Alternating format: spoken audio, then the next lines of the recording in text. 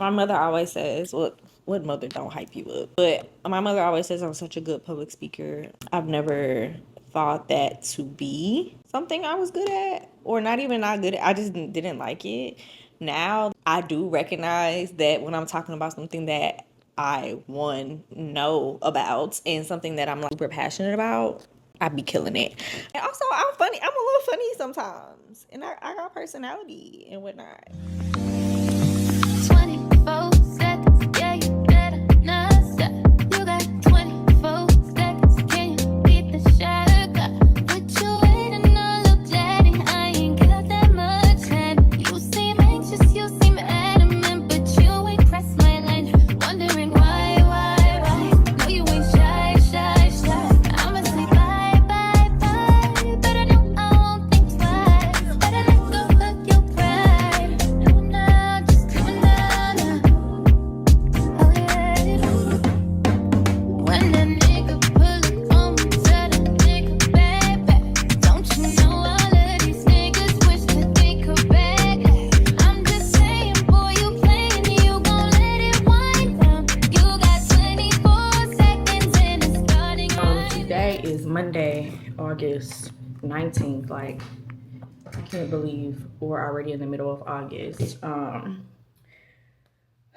But it's about, let's see, it's 12:45. At 2:30, I am doing an Instagram live with a lady by the name of Nikita, and she has a business. Let me not get it wrong.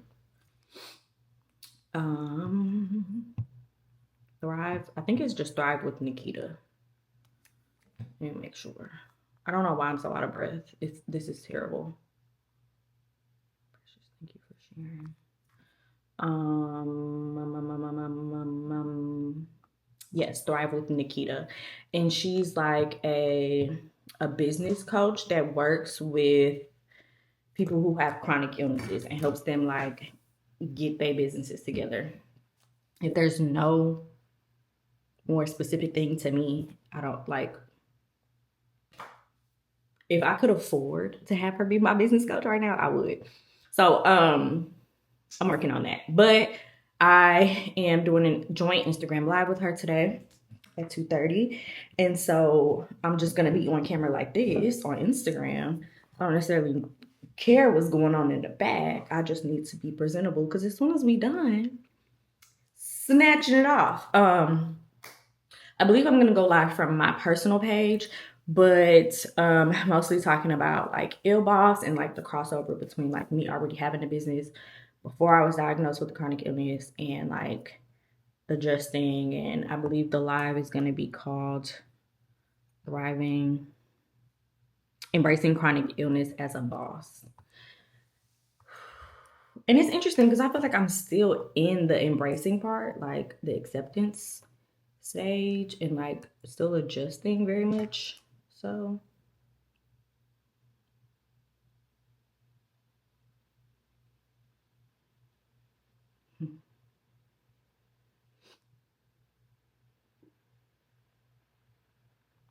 all right, I got distracted. But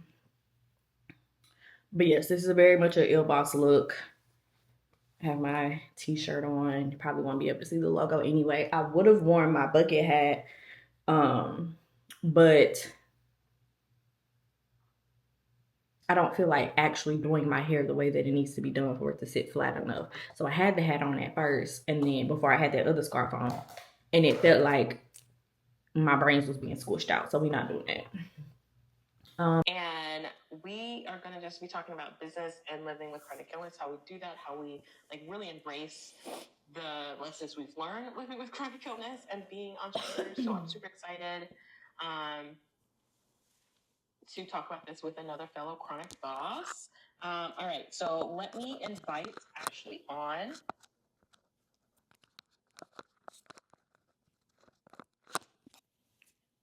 I don't know if that's how that's going to work. Hey! Hi, can you hear me? Yeah, can you hear me? Yes, I can. Perfect. You look beautiful. Thank you. How are you feeling today? I'm pretty good. Had a nice, relaxing Sunday, so I'm feeling refreshed this week for once. How are you? Hi. I'm doing pretty good too. We had a really great weekend. It was nice, and I'm not feeling the greatest today, but you Yeah. know how it is. Yeah. You know how it is. So I'm so excited about this. Earlier today, I had a live and we were talking about systems, and I was like, that's so important. Yeah. But we also started talking about boundaries, and I was like, that's a whole conversation. But I think living with chronic illness has a lot. We learn a lot of things about boundaries living with chronic illness. Hello, Yeah. everybody. Welcome. Um, so before we get started, Ashley, please introduce yourself and let everybody know who you are, what you do. Oh my goodness, I haven't done this in so long. So I go by Ashley Nicole. I am based in Dallas, Texas. I am a graphic designer, web designer, photographer, um, short form videographer. So pretty much anything visual I like to handle for small businesses. I love working specifically with Black women, and even more now, other creators with chronic illnesses. Yes. So I was so excited because I actually found you through your shop before I Yes. found your page about your business, like your other business, about this business you're talking about. And I was like, oh, she's a real CEO, like she's a real boss. Like she got it. I feel like doing a shop and stuff like that is really interesting and really cool, but also a lot of work. And so I was like, she got a lot going on. So I would Man. love to have you on. I'm so glad that you're here so you can share your experience living with chronic illness and growing multiple businesses, Yeah. right? Um, how has chronic illness informed your business? Um, so I actually started my business before I knew I had a chronic illness. Mm. So and that's what's been so interesting about my journey. I started as a photographer, just like freelancing in college, and then like built my first website probably right before I graduated. So I just needed extra money. I was doing creative things that I knew how to do, or even taking on projects before I knew how to do them because I'm a tech savvy person and I'm like I can figure it out. You figure it out. Yeah, so I didn't intend on starting a business. It just kind of happened. Um, and what's so interesting about that, and then finding out I had a chronic illness, was in college was probably when I was in the most pain, but I didn't know what was happening. My biggest symptom in the beginning was I had really, really terrible migraines, like for months at a time, not much relief, and had really bad experiences with doctors telling me that like I was over exaggerating, I was imagining things, like all that type of stuff. But I was still in my like young workaholic phase, so I pushed through. Like I was able to work through the pain. While and then my business started flourishing, and then I'm like, well, I can't slow down now, so I'm taking whatever whatever was working at the moment. I was taking that to numb the pain and just like pushing through. And then in I believe 2018 is when I finally got diagnosed, right before I was turning 26 and getting pushed off of my parents' great insurance. I was like, let me try this doctor thing one more time. And I got a really good doctor, thankfully, and was able to get diagnosed. And at first, it was like, oh, okay, it was enough to just know that I wasn't crazy. But I didn't really, I just didn't know what to do at that point. So I still kept working until the fatigue like really, really hit me. And now I've had to, in the last, I would say like 3 or 4 years, is me trying to figure out what boundaries are and what systems are. Because before I had all the energy in the world and um didn't really pay attention to my body as much. So I was doing all the things I can keep up with the chaotic life that I had built. Now my life is much, much slower, and it's sometimes hard to reconcile that with my workaholic brain. But I'm still learning. I'm still learning. I think every day looks different. Um I'm not much of a routine person, so it's kind of hard. Um, but I'm still figuring it out. Yeah. Oh, it's so interesting and so young. Like I feel like we're both really young and had experienced. I was like you. I was living my normal life, live my normal life. Yeah. And then someone was right, not right, but I've been told similar to you, like, this is normal. You're a Black woman. You guys go through that kind of stuff, like, Right. especially that one. That one used to burn me up. Now it burns me up even more now. But I feel you on that. Like, it just is a thing. So um, energy and boundaries are so important, and it's also hard to really kind of get okay with that, get on board with that, especially when you want to do so much more. You feel like you have so much more capacity in your brain. And sometimes in your brain, you don't get that much capacity. I don't know if brain fog is a thing. You're like, yeah, that's cute. You thought that, but we ain't doing that today. Yeah. I think that's the hardest part, and that's kind of where the shop came from. My first phrase was like, hustle culture is ableist, because I was trying to really reconcile with myself that I had bought into all of this hustle, and like, I'll sleep when I die, like all of those things that millennials were like really big on. I had bought into it, and then my body one day was like, no, we're not doing that anymore. And I had to figure out, like, okay, how do I deal with feeling, I felt lazy. It wasn't lazy, I was just overworking myself before. So really just trying to figure out like what this new life looks like for me with business. I did have to slow down. I did have to take a break, and that was really hard on me mentally as well, on ego wise, of course. But I think I'm better for it now. I think my work is a lot more focused. It's a lot more intentional than it was before. So that's the hardest part, I think for most of people in general, but that reset, I call that like the reset, the permission to like accept that we need to slow down. We need to like accept and like be aware of what is happening with our body now, and being okay with viewing everything else differently. Not to say we can't do some of the things we had thought we were going to do, but just being okay with it looking differently when we move forward. And I can I've always said that when you take that moment to reset, you go so much faster. You get to where you want to go so much faster. But the mindset drama, when you in that reset is like fighting you. You literally fighting yourself every day. And I still do. You have better days than not, but I did step back, and I was like, I was doing a lot of stuff that I didn't even want to really do. I was just doing it because that's what the industry was saying. I was doing it because that's what was popular. So like I said, I feel like the reset was, though it was tough, it was beneficial for me, because I think the directions I'm moving in now allows me to be a lot more creative and a lot more intentional with with who I work with, and the types of projects I'm taking on. So it's not so money driven as it was before. Right. Yeah, I think that's a powerful statement, just being like, you are more creative, you have more capacity, you have more control, right, of how you decide you're going to show up or who you decide you're going to work with, than that unintentional hustle, just go, go, go, pushing mindset. Like, it completely shifts you into choice, where before you probably didn't feel like, I know for me, at a time you didn't, like, I didn't feel like I had a choice. It was just like, this is how it's gotta be. Or it's not gonna be, and then I'm gonna be on the streets, or like some crazy stuff, right? You're going. So like, I definitely think that is a powerful statement, being like, yeah, when you decide to reset and give yourself permission to just like figure it out, you give yourself more freedom. You give yourself a lot more flexibility with that. Yeah. And I think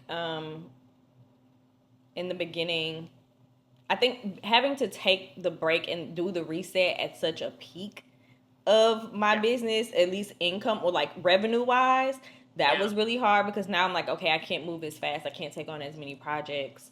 And then you throw in some imposter syndrome, like, okay, well, I'll just be more intentional with my projects, but then I have to raise my prices. But then that feels a little, and it's a lot of mindset work for entrepreneurs in general. I feel like entrepreneurs with chronic illness have to do like Olympics. Like, we gotta do Olympics in our mindset stuff, like Olympics. Yeah, it's rough. Because we're dealing with obvious, like the normal entrepreneur mindset stuff, but then we have all the trauma. I feel like the trauma from being told, most of us, especially Black women, being told that we're insane, we shouldn't trust our bodies, this is not normal, like this is normal, you should just deal with it, everyone else is dealing with it, just push through it. Yeah. And so whether we realize it or not, I know for me, I'll speak for myself, there have been a time where you start believing those things. Mm-hmm. And so you start curtailing, like, you think you're fighting it, but subconsciously you kind of believe in it. Mm-hmm. So when you go put yourself out there and, you know, you're trying to grow a business and you're trying to be visible and telling people, like, yeah, you want to pay me something, with the mindset of like, oh, but you probably don't believe me, you probably think this, I'm not enough, like all those feelings on top of the normal feelings, like, are in, like, heightened, I believe, when you're living with chronic illness and going through the entrepreneur journey. However, I feel like entrepreneurship is one of the best personal development journeys you can go through. For sure. For any person, but specifically with chronic illness, because you do have to, like, embrace you. You have to embrace, you have to, like, love on you in order to show up in a way. So how has that been for you? Like, how has this process of being like, yes, I live with chronic illness, my life looks different, but how has embracing more of you helped you be more creative and more free?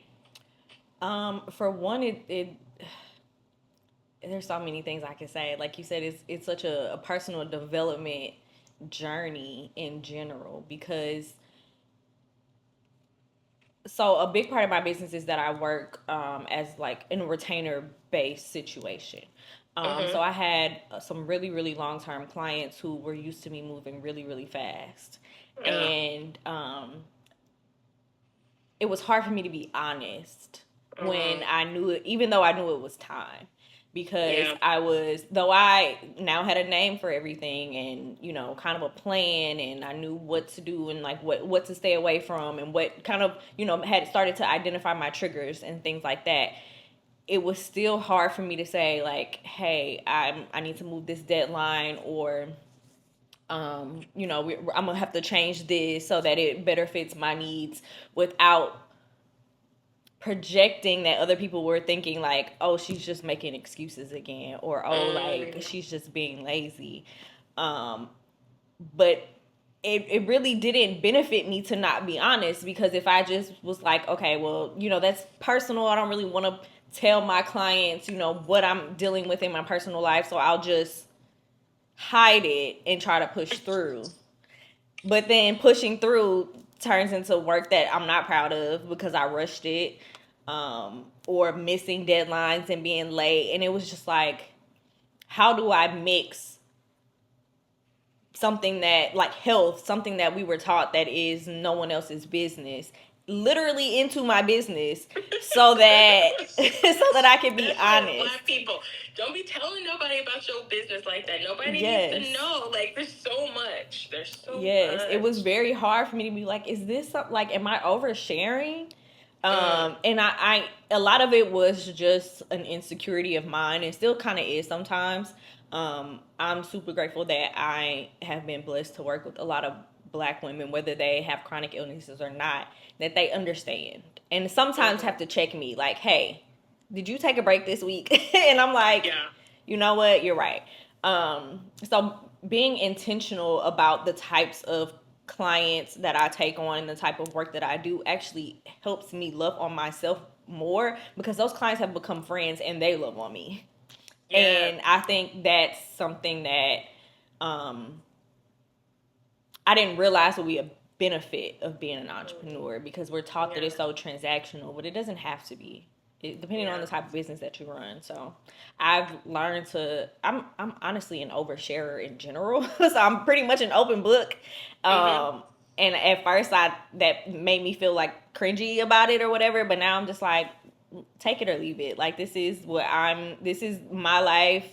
I'm still creative. My health doesn't take away from what I'm able to offer to people's businesses. I'm still really good at what I do, and reminding myself of that constantly. And then taking those days like yesterday where I was like, I could be getting a head start on the week. I could be, working on this project. I have a deadline coming up. But my body was like, no, we're going to lay here. And then having to remind myself throughout the day, like, this is not being lazy. You are resting. You can rest. So literally just talking to myself out loud all the time to remind myself that if I don't rest, the work's gonna suck. And then I play a script, and sometimes it's not even the best one, but I'm like, okay, I'm not being lazy. I have to rest, because if I don't rest, the work's gonna suck, and then they're gonna fire me, and then I'm back at square one. So whatever works at the moment. But self-care has redefining what self-care is to for myself has been a huge thing. It's not pretty, honestly. It's not spa days and getting my nails done. It's not pretty. It's actually very scary looking. But knowing that I need those rough, ugly days to be able to show up, especially on camera. Yeah, I think it's so important because you're so right about self-care. Self-care is not always like the luxury self-care. Of course we love that, right? We like that.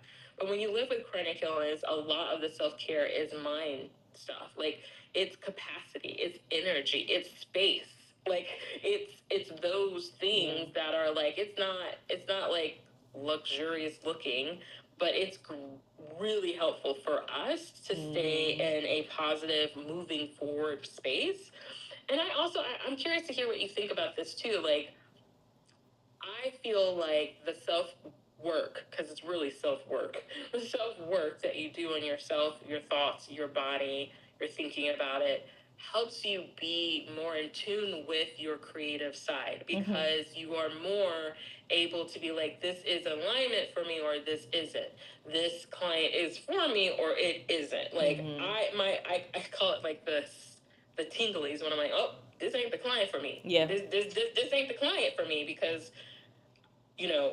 Linda, I call it my inner person, Linda, saying, Okay. look, girl, we protecting you right now. Yeah. This may not be a good situation. So, like, I used to fear feeling my body. I used to fear listening to her, because I was trying to tell her to shut up so I could get some work done, right? And get some money. And yes, that's definitely something that I had to change. Being able to trust my guts, being able to trust my intuition, and making sure that things were in alignment. Because I am just besides the chronic illness, I struggled with anxiety and depression all my life. Anxiety being something that could take me down just as quick as a migraine, or just as quick as, bone pain, or like whatever I'm dealing with that day. So realizing that the type of work that I was taking on and the type of people that I was working with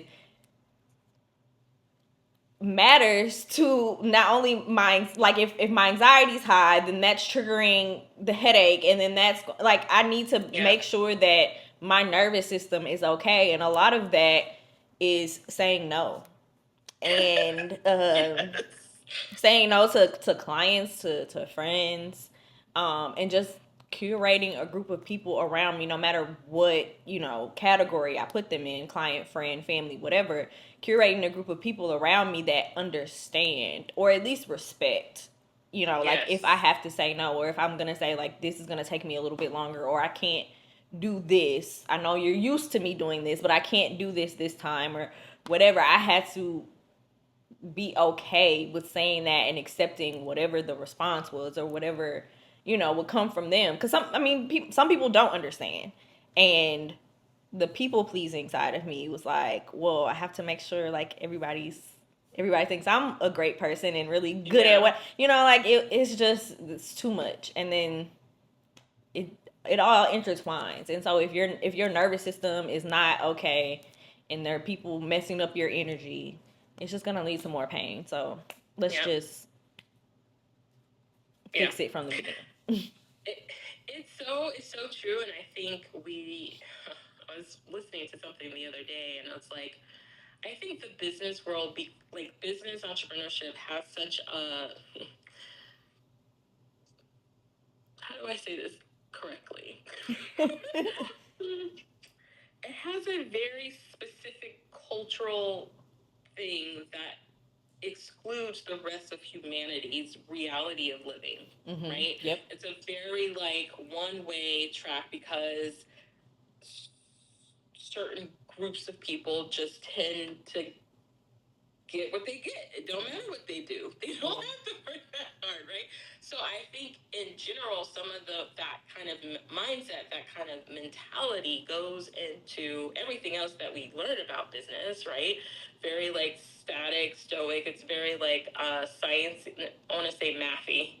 Like you do this, you do this. It's all the numbers, and I'm like, we forget. And I think that's the journey I learned, and the thing I continue to learn is like all of the stats, the people, the followers, the likes, they're happening by people. Like they're happening by people. And if I operate in my life and in my business like in silos, like they're separate, there is going to be a disconnect. Like there's going to be a disconnect of me being able to connect with them and them being able to connect with me. Even if it's not like me, even if I was selling a product, like you still need to connect with the reason why this is being brought to you, because it's very human in nature. And so I think business is personal. I think there are aspects of business that are like, yeah, this is contract, but the contract still is being signed by a person. So we have to keep that in mind. And I think we forget that in general, a lot of the advice we hear wants us to put our humanity, like our being, on the shelf while we run our businesses or while we create. And it's like, that I don't know how that works for you. That's created a lot of, I think that's what's created a lot of the trauma and the drama that we all experience, especially living with chronic illness, because we are not, there's not enough conversations and encouragement around you can be you and have boundaries and say no and decide who your people are going to be. And nobody's, some people might come at you, but not everybody. I think for so long we were taught, we as people in general were taught that like personal and even school don't mix, personal and work don't mix. Like you just have to keep all of these things separate. And I feel like as time has changed, especially like with this newer generation, you can't sell a product that's just completely faceless, that's just completely separate from human, because they're gonna ask like, okay, what are the ingredients? What, like, we're asking more questions, and it's forcing people to have to be more human. And I think we forget that you can still decide how much you want to share, but there's some things that will cross over, and we have to be able to do that and do it with respect for the human that's on the other side of that thing. Like everything can't be so transactional and just, black and white. Like my life isn't an equation. If it was, I would cut this out and that would heal this, or I would take this and that. There's no equation. The math doesn't math most days. So like every day the formula is changing, and we have to realize that, not everybody is so robotic. Life isn't robotic, and we have to be able to make adjustments to that, whether you're the person with the chronic illness or you're dealing, or you're involved with a person or a business or something that a person that has needs that might not be something that you're used to. Everybody's different, so everybody's different. And I think for you, like, Ashley, what has been, I feel like there are things I've learned because of having a chronic illness. Not that, of course, I don't wish that I had a chronic illness. It's not like I woke up and I was like, I want a chronic illness. But the things that I have learned from it, like some of the things I've had to learn, like boundaries, literally, like life and death, like boundaries in our life, like life and death, like knowing that the difference between people pleasing and like harming myself. I think especially as Black women, we tend to hold the whole world on our shoulders and be like super women and try to do it all.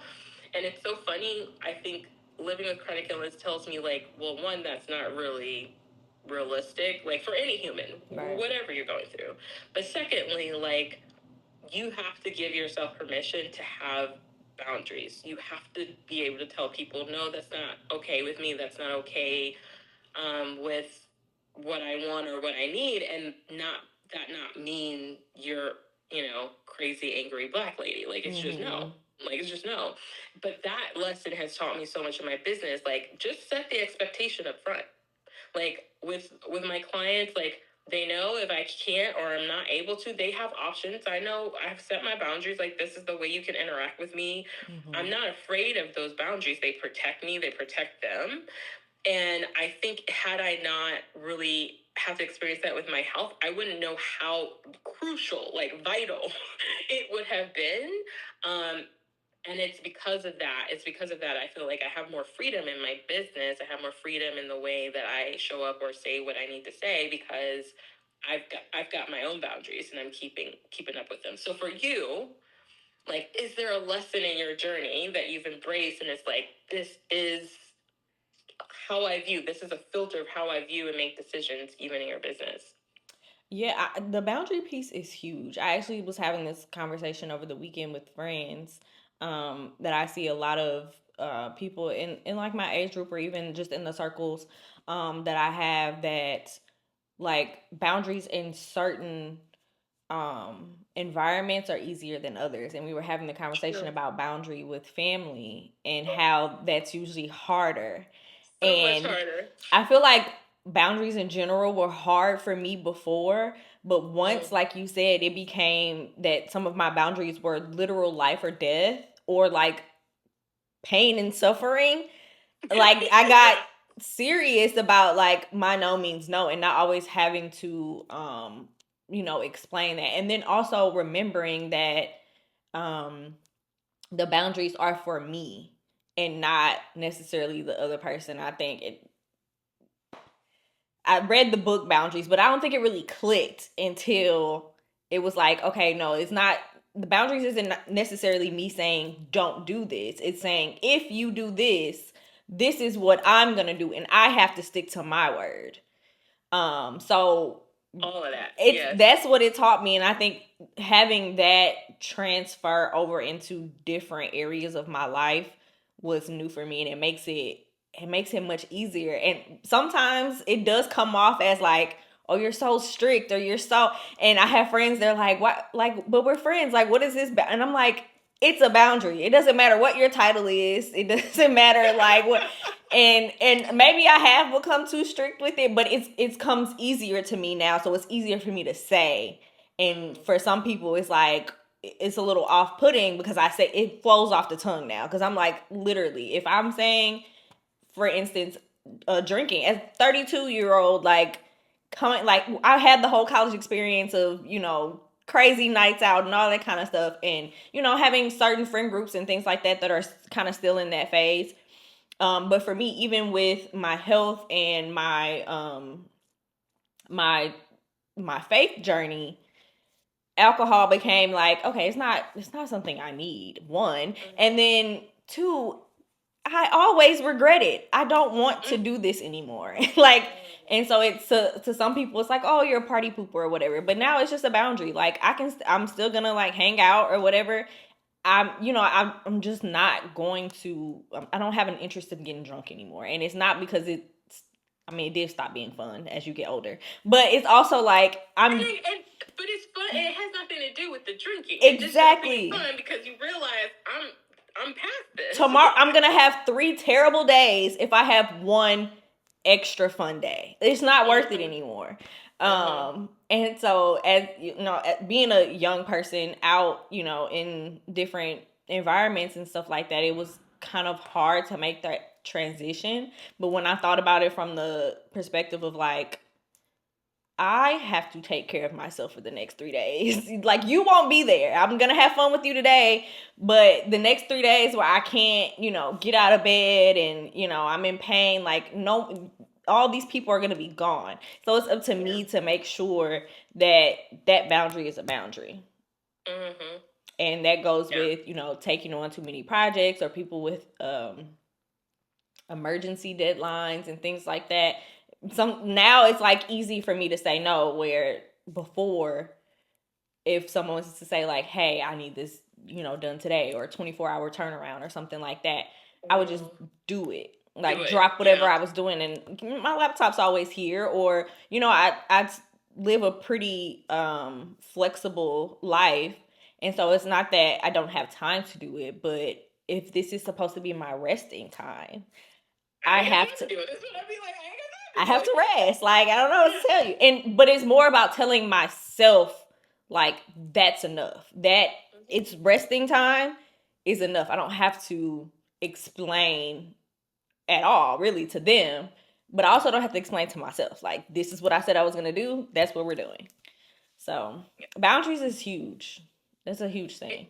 It's so huge, and it's one that I feel like, for me personally, I continue to learn and like mature in, and like understand like where it needs to be applied for myself, and like how to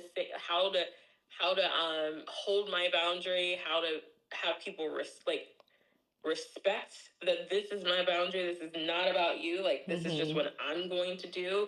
That part is really hard for people who don't understand boundaries. Like that part about like, I ain't trying to get you. Yeah, I'm literally am just saying, if you do this, I'm doing this. Like this ain't got, you can do what you want to do. You can, if that's what you decide to do, that's what you decide to do. But I will remove myself. And again, it's not always personal. It's personal for me, not personal against you. Yes, so true. Yeah, and I think, when you're an entrepreneur, you've been on social media, you've been on this, and you know this kind of role, you've seen people who, quote unquote, went faster, but they did not rest. They have put their businesses down, they have shut it down, they have gone on sabbaticals. Like, I truly believe, like, you can build it fast, but will it last? Like, legit, like, will it last? Will you last? Like, will your gift and you yourself last doing it that way? And I think we're so afraid of doing it with that balance and harmony because, I mean, let's be real. We do have bills to pay. We got stuff to take care of. But I always say to some of my clients, like, we got bills to pay. We got things to do. But if you're not good and you're in a hospital and you dead, it don't matter anyway. What does it matter? Like, it don't matter anyway. That was definitely something that I had to come to terms with. Like I said, I got my diagnosis at the peak of making the most money I've ever made, working with, the biggest names I've ever worked with. And so taking that break was more of an ego hit than I expected it to be. Because I'm like, all right, at this point, like 2024, at this point I've had my business for 15 years. I should be a millionaire by now. By what, society is telling us. So there was a point where I'm like, I should just not do this anymore. Like, I'm clearly failing. And it's like, no, it just doesn't look like. I worked so fast, so quickly. Again, I didn't mean to start a business, so I had nothing in place when by accident. Yeah, like when I started, there was no system. There was no. I'm really good. I got really good at those things and was able to put them in place pretty quickly. But that crash because of the fast start seems so drastic, and I'm like looking back, I'm like, it wasn't worth it. And I thought my ego would get the best of me and that I would never come back, because I'm like, then it's almost like starting over. Like, I'm back at humble beginnings, but it feels better. It's like I might not be making as much money or whatever as I did before, or I don't have the notable logos or whatever to put on my this is who I've worked with or this is where I've been published right now. But it feels better because I'm working with people that I like. The money that does come in doesn't feel gross. Mm-hmm. Like, I'm more comfortable. And when I do even think about, like, okay, what if I didn't ever, get a chronic illness and I never had to take that break? I don't think you would have had to anyway. my body would have made me, but I don't think I would have as much clarity and actually have experienced peace. I think I would have still been operating out of like this anxious, like, I gotta do this because it looks this way, or I gotta move this fast because that's what entrepreneurship is. Like, all the people that I was looking up to were, one, usually men in business that don't have to deal with the same things we as women in business have to deal with anyway, like sans chronic illness. Like, it does, whether just period, just like being a Black woman entrepreneur.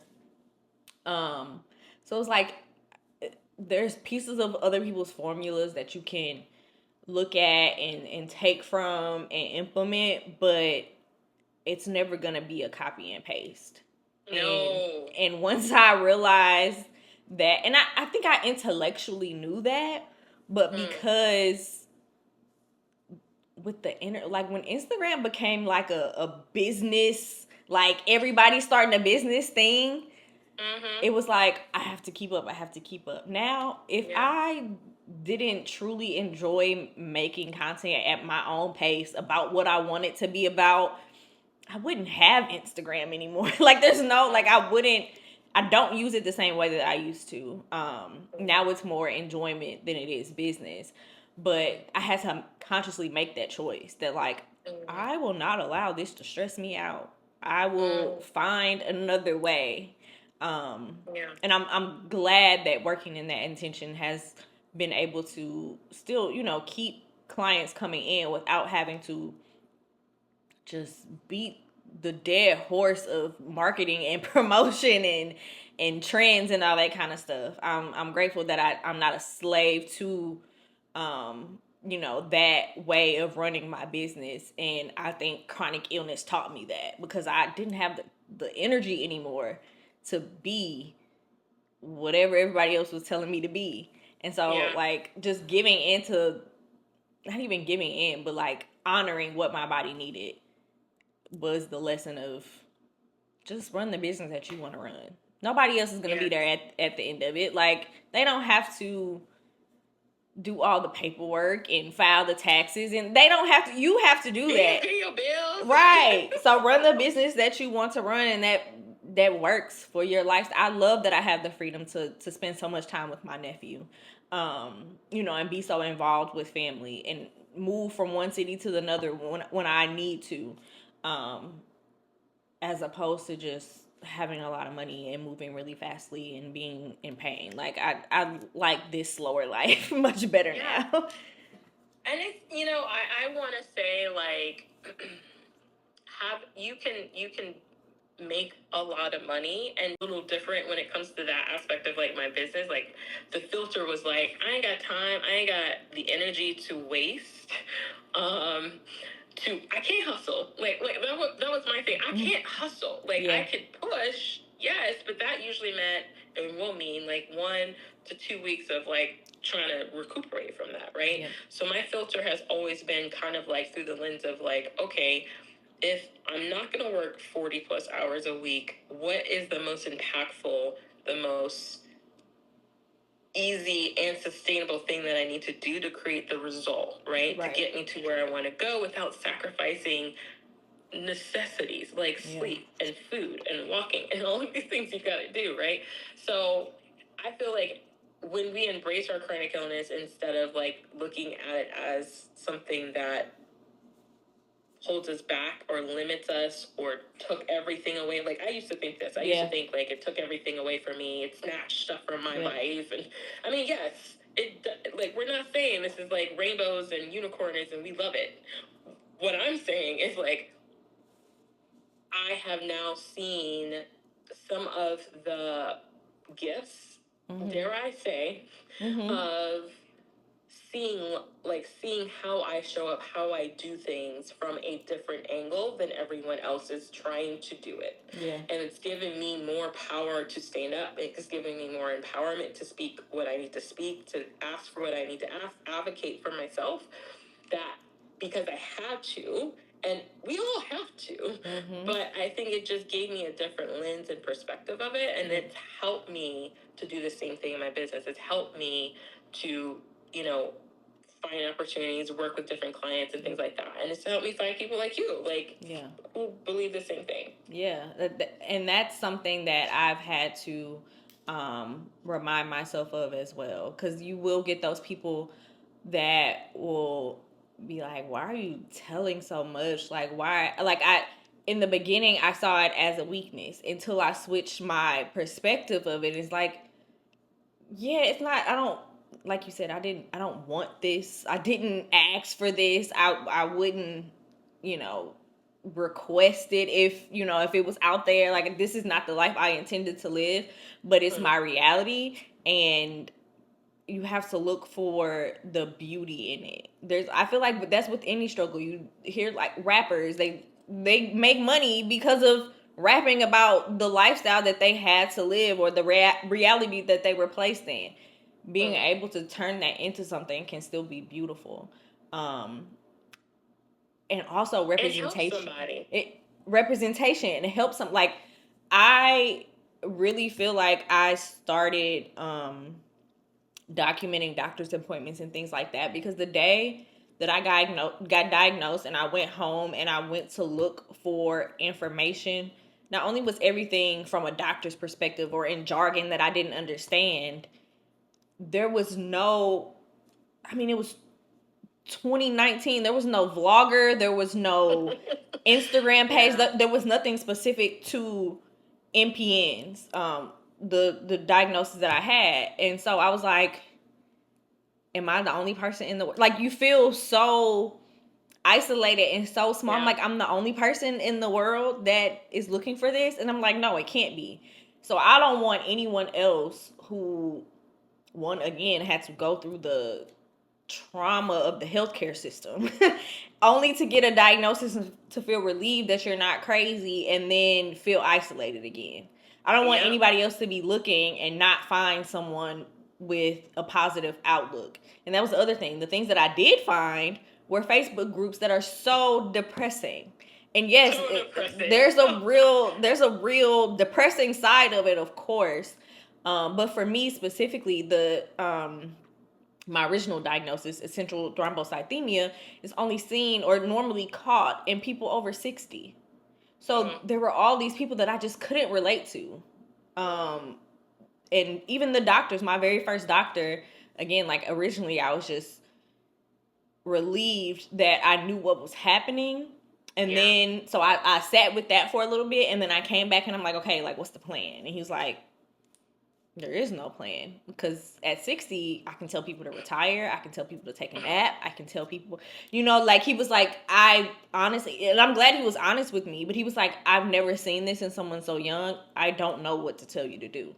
And so having to deal with that, one, and then that is like, you're like, but you're the expert here. Like, what do you mean? Like, do you have other options? Do you have another specialist? Did you look, like, I have so many thoughts about that, but that's like, yeah, and that was the thing. Like, of course, there are other hematologists, there are other oncologists out there, but hematologists, oncologists that knew or at least specialized in this particular category of blood cancers, like, he was the only one in the state of Missouri. And so that was another push for me to move, because I didn't, be an entrepreneur, I didn't have great health insurance. And that was a delay and everything too. I had to keep, you know, finding healthcare through Obamacare and stuff like that, and dropping one company and because it was expensive. So I was struggling with being able to afford to get to these doctors. And then now you're telling me, oh, you might want to go to, you know, the blood center in North Carolina. How am I going to get to North Carolina? Like, so now I have to have money to travel to take care of myself. And so that was the one thing. I'm like, okay, well, at least I have an online business where I can move and I don't have to be in Missouri. And luckily, timing and everything, like, I was able to move to Texas, and I have had much better experiences with my doctors down here and much better care.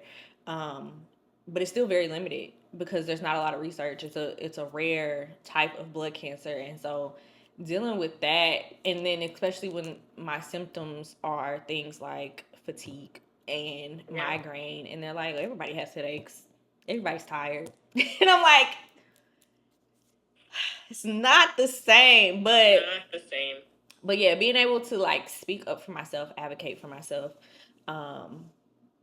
and being willing to do the research myself as well. Luckily, I'm already a nerd. I consider myself um, a graduate of Grey's Anatomy Academy as well. So I love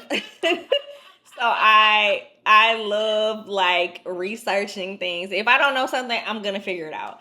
And sometimes that can get overwhelming, so I do have to chill sometimes. But experimenting with like I'm not changing my lifestyle, changing my eating habits, exercising but not pushing too hard and shutting out what everybody else says that I should do because they have no freaking clue.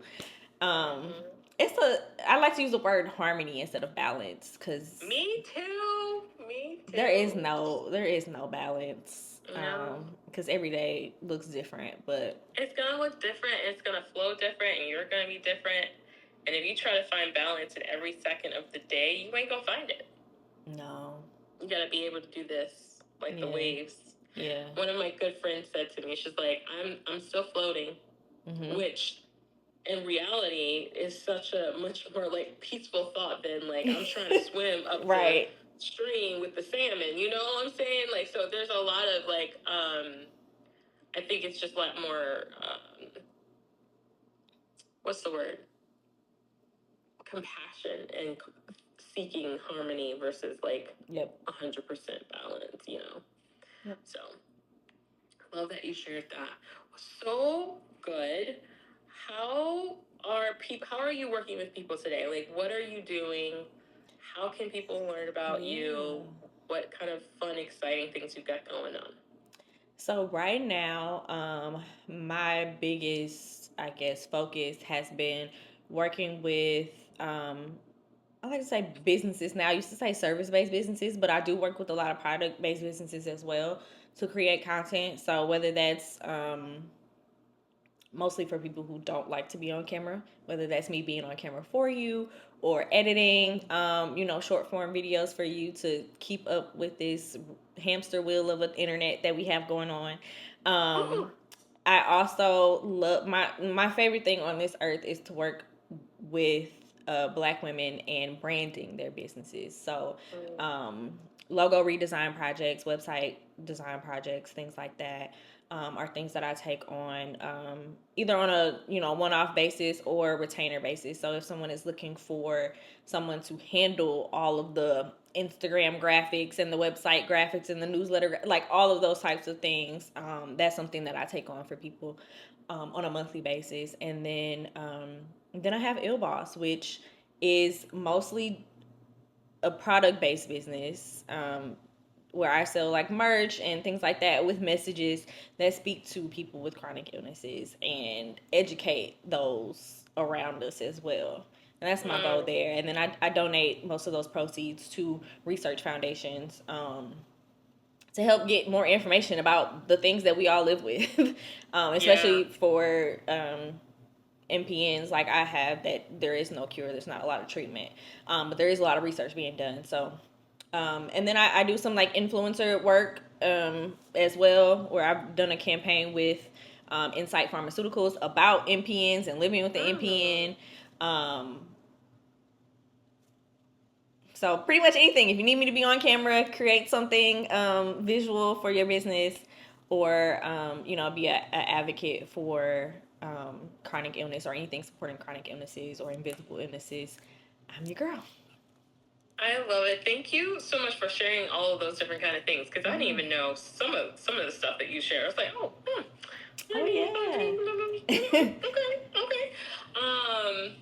So you're a creative and you're an artist, Ashley, and you're like doing the things.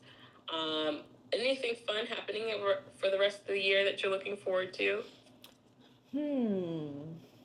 I think the biggest thing that I'm doing now is like vlogging and being on YouTube more. That's been different. That's the different good. Okay. Because like I said, I my biggest thing right now is I don't want anyone who is dealing with either my specific chronic illness or just trying to find harmony in their life as an entrepreneur with a chronic illness.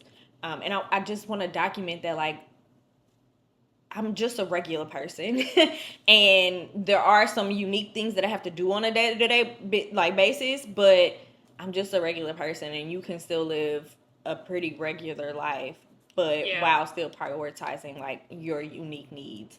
And I just found that like vlogging, though I consider my life pretty boring, vlogging helps me to get that message across, and I'm still experimenting there. The most exciting thing is that I have another nephew on the way. I love being an auntie. So you'll probably see their faces more. It's funny because someone recently was like, "Oh, I thought you were a mommy blogger." I'm like, first of all, I'm not even a mom.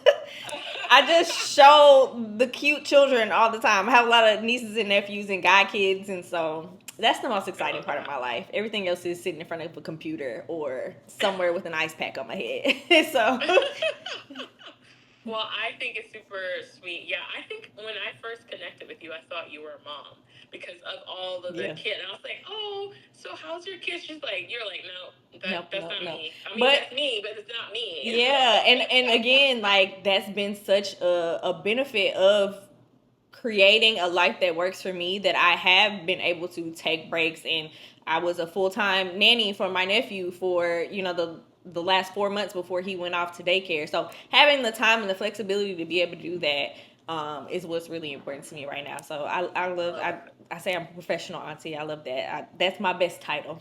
I love that. That's so sweet. Yeah, I love that. I love kids. Kids are amazing. Yeah. What I will say for everyone who's listening, if you're listening to the replay, is like both Ashley and I think what I felt like we connected on before when we were chatting and here is like I was diagnosed back in 2017. Well, no, 2010. I had my surgery in 2017. That's how long. And I was like with you, no one knew, nobody, there was no Instagram. First of all, there was no Instagram. So there was only Facebook. And I felt the same way. And I think as my journey and my confidence and my boundaries grew, and that reset that we were talking about allowed me to get to the place where I now talk about it freely and all that kind of stuff. But if you're living with chronic illness and you're in that phase of like not knowing or don't know, or you have questions, feel free to reach out to either one of us, because we are more than welcome to share whatever, answer any questions or share any tips that we have that we've found that's helped us. That's part of the reason why I created my program, is to help people living with chronic illness find their own way, right, within that journey. Yeah. And I think it's so important that we just know that you don't have to do it by yourself, because I did. I did. I had to figure it out, and I really want people to know that there are so many of us out here trying to figure it out for themselves, and you don't have to do it by yourself. So thank you so much for sharing your story and coming on. Thank you for having me. Yeah. All right, you guys, have a beautiful rest of your day. If you have any questions, feel free to leave it in the comments or DM us, and we'll see you on the flip side. Bye. Thank you, Ashley. Bye. Thank you. Bye.